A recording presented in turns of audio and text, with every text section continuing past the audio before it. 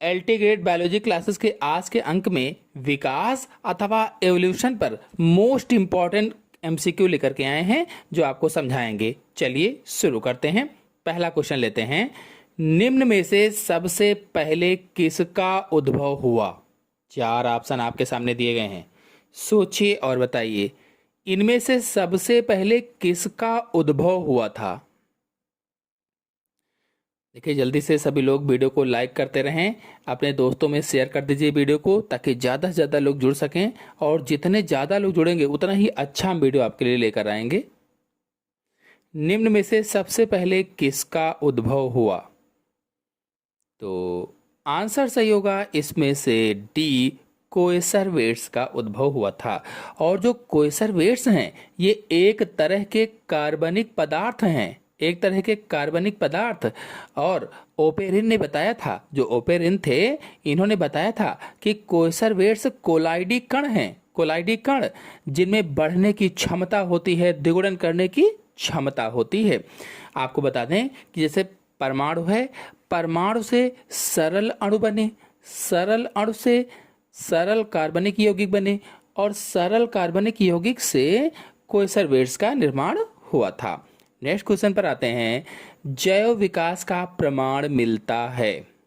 चार ऑप्शन आपके सामने दिए गए हैं, अवशेषी अंग से, समजात अंग से, जीवाश्म से, इन सभी से जैव विकास का प्रमाण किससे मिलता है? सोचिए और बताइए।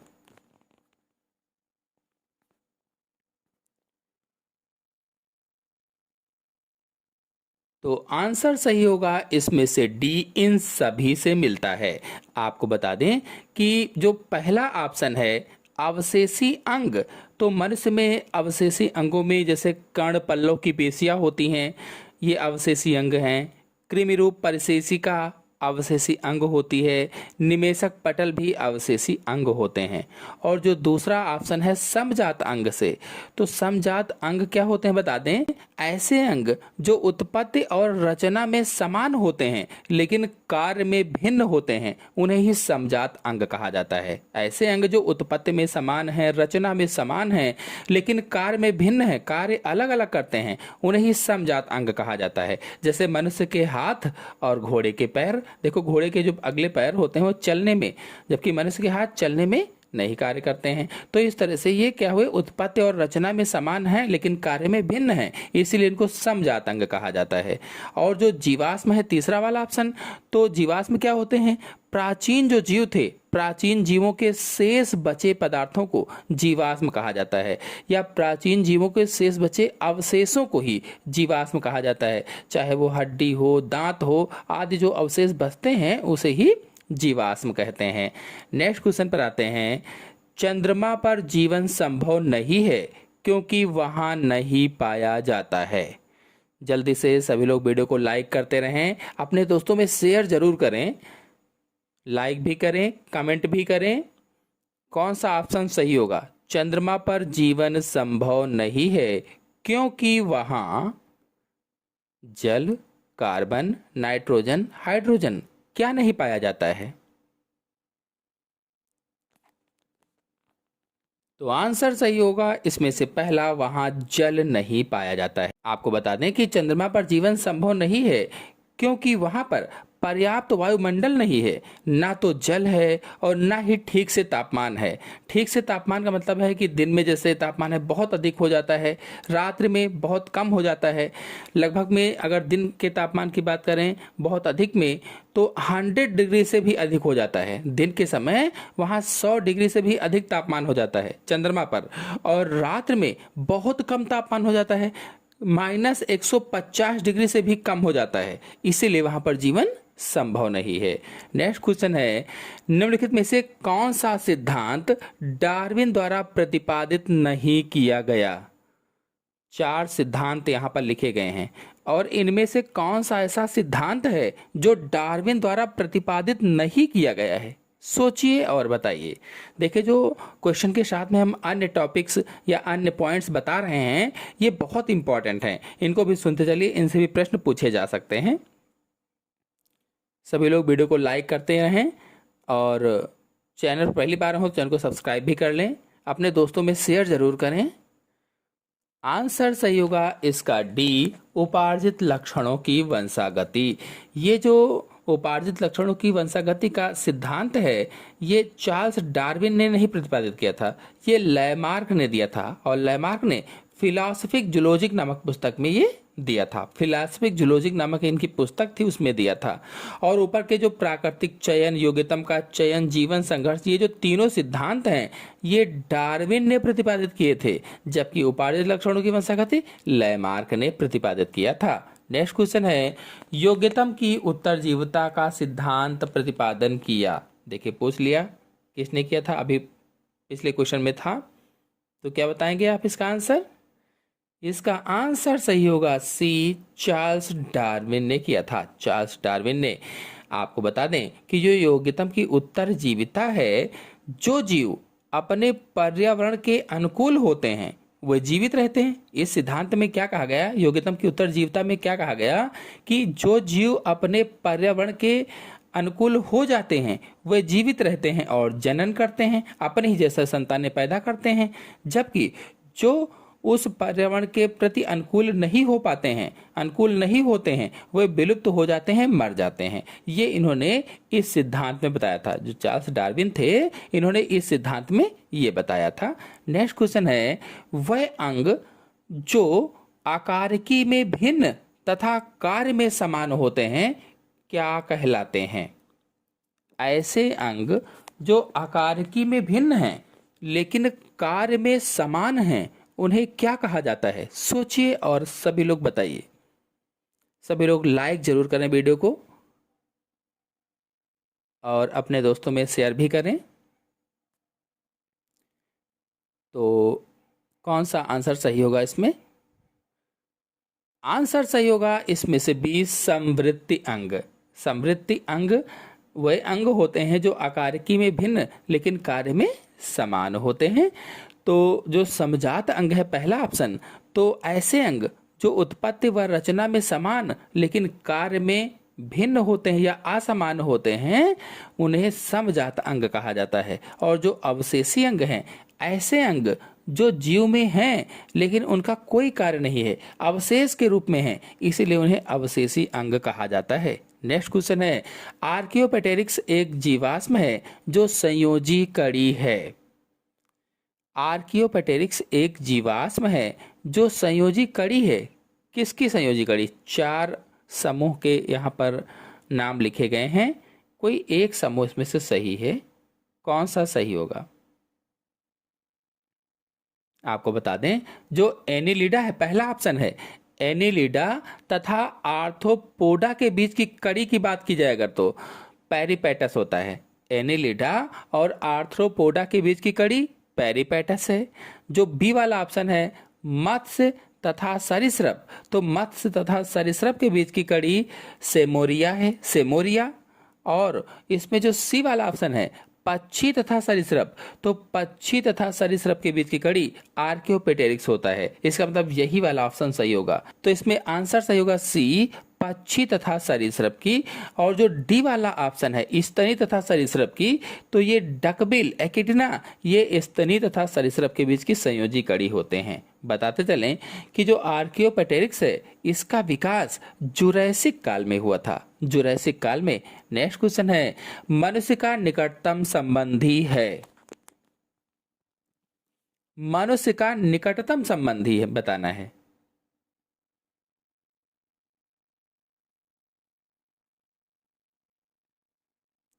कौन सा ऑप्शन सही होगा? 4 ऑप्शन आपके सामने दिए गए हैं। तो ऑप्शन सही होगा इसमें से बी, मनुष्य का निकटतम संबंधी चिंपैंजी है, चिंपैंजी। बता दें कि आदि मानव का विकास क्वार्टरनरी कल्प में प्लास्टोसीन युग में हुआ था। आदि मानव का विकास क्वार्टरनरी कल्प में प्लास्टोसीन युग में हुआ था और सभ्य मानव का विकास होलोसीन युग में हुआ था। जबकि यहाँ पर प्रश्न पूछा गया था कि मनुष्य का निकटतम संबंधी तो चिंपैंजी था। नेक्स्ट क्वेश्चन है, नीचे दिए गए जंतु समूहों का सही क्रम कौन सा है जो कि विकास के समय पृथ्वी पर अवतरित हुए? सही क्रम बताना है। जिस तरह से विकास हो, यानी विकासीय क्रम में इस जो संघ हैं उनको रखना है, जो फाइलम है उनको विकासीय क्रम में रखना है। कौन सा समूह सही होगा, देखिए और बताइए। वीडियो को लाइक ना किया हो तो लाइक जरूर कीजिए, अपने दोस्तों में शेयर कीजिए। लाइक और शेयर का कोई पैसा आपका नहीं कटेगा, लाइक कर दीजिए। जितने ज़्यादा लाइक होंगे तो उतना ही हमको अच्छा लगता है और अच्छी वीडियो बनाने में मज़ा भी आता है। सभी लोग लाइक जरूर करें, अपने दोस्तों में शेयर करें। तो आंसर सही होगा इसका D, protozoa, Porifera, Coelenterata, Annelida. ये सही क्रम है, विकासीय क्रम है। नेक्स्ट क्वेश्चन है, मानव जाति के विकास का मुख्य स्थान है। मानव जाति के विकास का मुख्य स्थान बताना है। एशिया, मध्य अफ्रीका, यूरोप, चीन। कौन सा ऑप्शन सही होगा? तो मानव जाति के विकास का मुख्य स्थान मध्य अफ्रीका है, बी वाला ऑप्शन सही होगा, मध्य अफ्रीका। नेक्स्ट क्वेश्चन है, विकास का उत्परिवर्तन सिद्धांत प्रतिपादित किया था। ये तो हम लोगों ने कक्षा 10 में पढ़ा है। उत्परिवर्तनवाद किसने प्रतिपादित किया था, हम सभी लोग जानते भी हैं। इसका आंसर सही होगा डी, होंगो डी व्रीज ने प्रतिपादित किया था। और उत्परिवर्तन किसे कहते हैं, उत्परिवर्तन सिद्धांत दिया तो आपको बता दें उत्परिवर्तन किसे कहते हैं। अचानक होने वाले वंशागत परिवर्तन ही उत्परिवर्तन होते हैं। अचानक होने वाले वंशागत परिवर्तन उत्परिवर्तन होते हैं। और होंगो डी व्रीज ने उत्परिवर्तन सिद्धांत दिया था या म्यूटेशन थ्योरी दी थी। को बता दें होंगो डी व्रीज ने संध्या प्रिमरोज पर अपने प्रयोग किए थे। संध्या प्रिमरोज पर इन्होंने अपने प्रयोग किए थे। इसमें से जो डार्विन है इन्होंने डार्विनवाद दिया था, जो लेमार्क हैं इन्होंने लेमार्कवाद दिया था। हक्सले जो हैं, हक्सले को डार्विन का बुलडॉग भी कहा जाता है, डार्विन का बुलडॉग। नेक्स्ट क्वेश्चन है, मनुष्य का जंतु वैज्ञानिक नाम है। मनुष्य का जंतु वैज्ञानिक नाम क्या है बताना है। सभी लोग लगभग जानते होंगे, कक्षा 9 में पढ़ा होगा, कक्षा 11 में पढ़ा होगा। मनुष्य का जंतु वैज्ञानिक नाम होमो सेपियंस सेपियंस है। आंसर सही होगा पहला। नेक्स्ट क्वेश्चन है, जीवन की उत्पत्ति का आधुनिकतम सिद्धांत है। जीवन की उत्पत्ति का आधुनिकतम सिद्धांत कौन सा है? 4 ऑप्शन आपके सामने दिए गए हैं।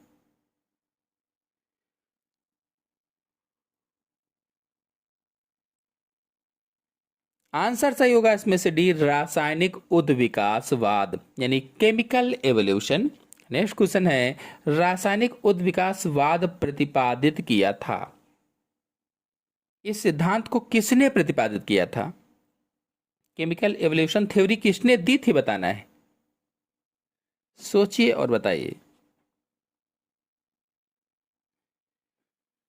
तो आंसर सही होगा इसमें से पहला, AI ओपेरिन ने दी थी, AI ओपेरिन ने।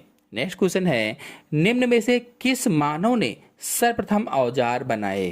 Cro-Magnon, Homo sapiens, Australopithecus, Neanderthal. सबसे पहले किस मानव ने औजार बनाए थे ये बताना है। सोचिए और बताइए।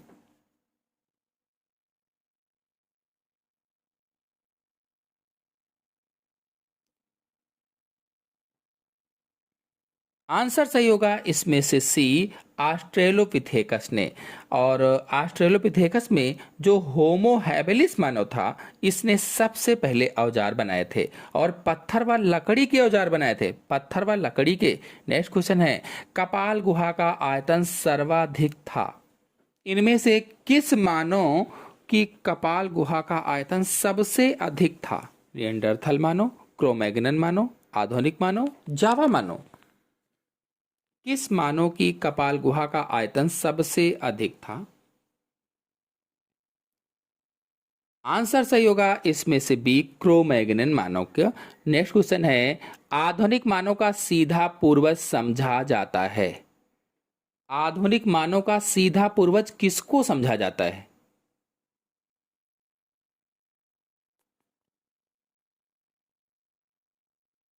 तो आंसर सही होगा इसमें से बी, क्रोमैग्नन मानव को। नेक्स्ट क्वेश्चन है, जैव विकास का उत्परिवर्तन सिद्धांत दिया था। म्यूटेशन थ्योरी किसने दी थी? अभी मैंने एक क्वेश्चन में आपको बताया भी था।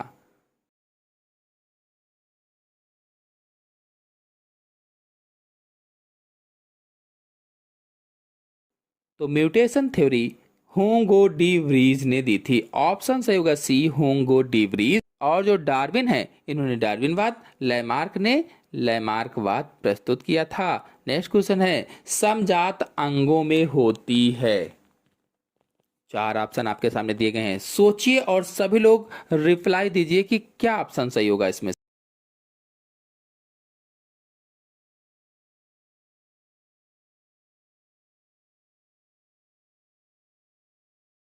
से।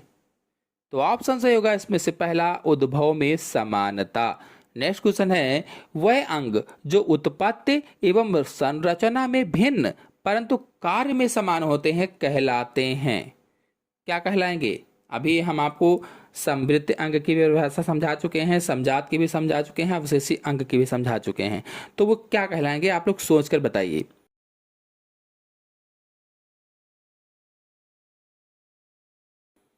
आंसर सही होगा इसमें से बी, समवृत्ति अंग कहलाते हैं।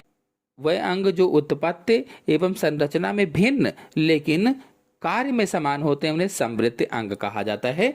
नेक्स्ट क्वेश्चन है, निम्न में से किस काल में जीवन नहीं था? किस काल में जीवन नहीं था? सोचिए और बताइए।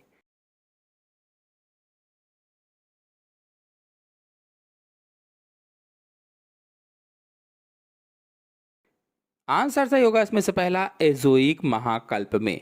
नेक्स्ट क्वेश्चन है, आधुनिक मानव का विकास हुआ लगभग कब हुआ था? सभी लोग बताएं।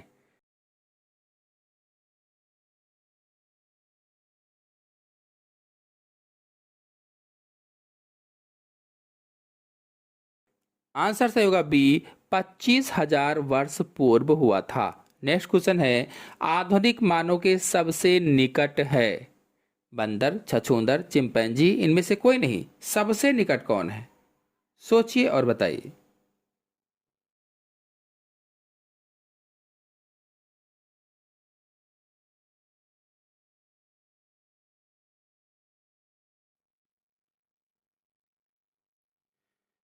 तो आंसर सही होगा इसमें से सी, चिंपैंजी। नेक्स्ट क्वेश्चन है, लैमार्क का सिद्धांत है। इनमें से लैमार्क का सिद्धांत कौन सा है?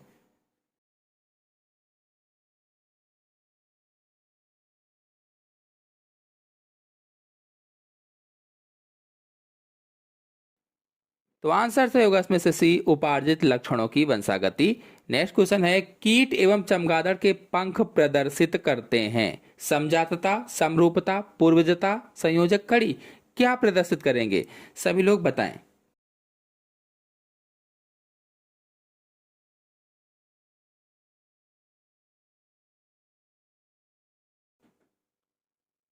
आंसर सही होगा इसमें से बी, समरूपता प्रदर्शित करते हैं। नेक्स्ट क्वेश्चन है, निम्न में से कौन सी रचनाएं मानव में अवशेषी अंग हैं? मैंने देखिए शुरुआत में ही किसी क्वेश्चन में बताया था। इनमें से कौन सी रचनाएं मानव में अवशेषी अंग हैं? सोचिए और बताइए।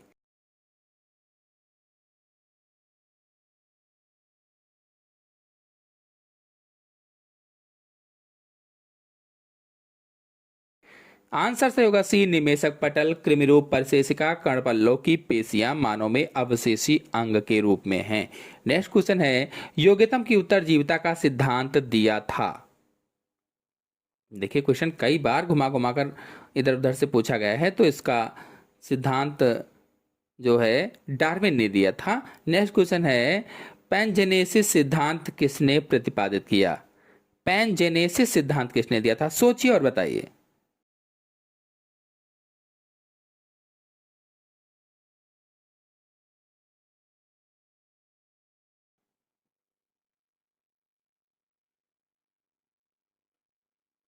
आंसर सही होगा इसमें से डी, डार्विन ने दिया था। नेक्स्ट क्वेश्चन है, ओरिजिन ऑफ लाइफ पुस्तक लिखी गई?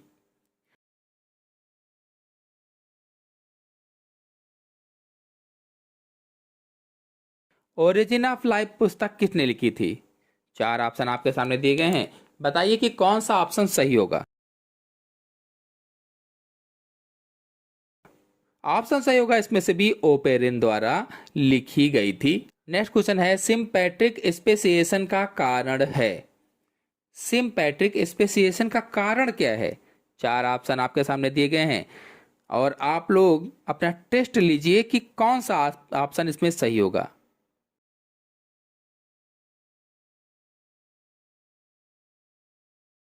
आंसर सही होगा इसमें से डी, पृथक्करण। नेक्स्ट क्वेश्चन है, होमो सैपियंस का विकास हुआ था। होमो सैपियंस का विकास कब हुआ?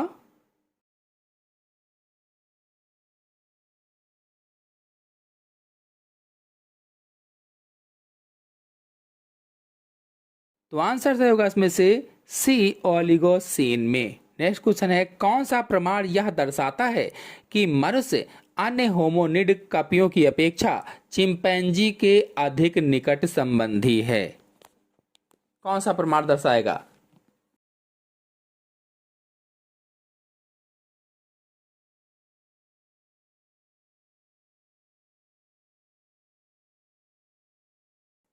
चारों ऑप्शन अच्छी तरह से देखिए और उत्तर दीजिए।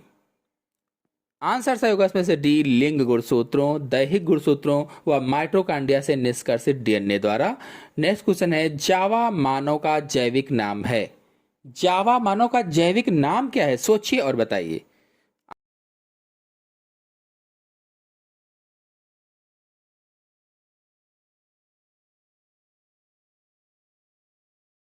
आंसर सही होगा इसमें से बी, होमो एरेक्टस।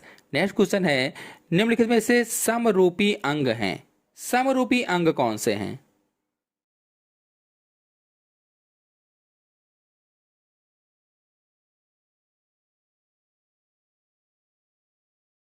चार ऑप्शन आपके सामने दिए गए हैं, तो आंसर सही होगा इसमें से पहला, सुअर, बतख व कंगारू के पिछले पैर समरूपी अंग हैं। नेक्स्ट क्वेश्चन है, निम्न में से एक महाकल्प सरीसृपों का युग या डायनासोरों का स्वर्णिम काल कहा जाता है? यह है।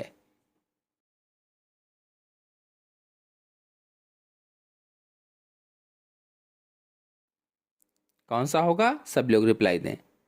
आंसर सही होगा इसमें से भी मीसोजोइक। नेक्स्ट क्वेश्चन है, जावा मानव की खोज किसने की थी?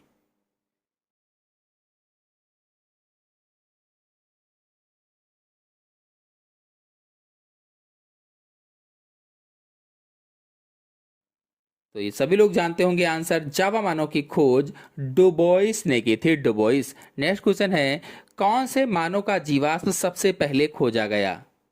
ऐसा कौन सा मानव था जिसका जीवाश्म सबसे पहले खोजा गया था?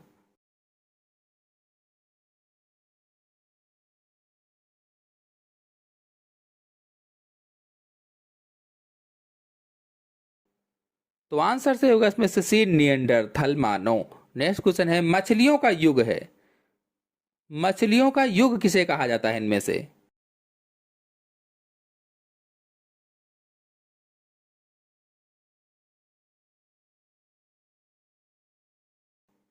आंसर से होगा पहला, डिवोनियन काल को। डिवोनियन काल को मछलियों का युग कहा जाता है। नेक्स्ट क्वेश्चन है, गैलापैगोस द्वीप समूह किस वैज्ञानिक से संबंधित है? गैलापैगोस द्वीप समूह किस वैज्ञानिक से संबंधित है?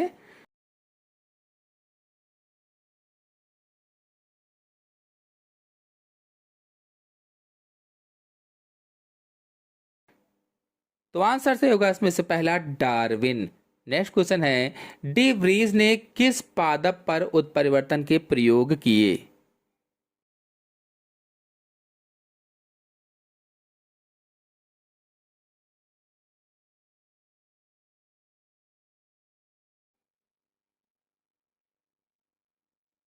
अभी मैंने आपको बताया भी था किसी क्वेश्चन में कि हुंगो डिब्रीज ने संध्या प्रिमेरोज नामक पौधे पर प्रयोग किए थे। तो आज के क्वेश्चन हो गए हैं। आशा है आपको सभी क्वेश्चन अच्छी तरह समझ में आ गए होंगे। आ गए हो तो वीडियो को लाइक कीजिए, अपने सभी दोस्तों में शेयर कीजिए। चैनल पर पहली बार आए हैं तो चैनल को सब्सक्राइब भी कर लीजिए। धन्यवाद।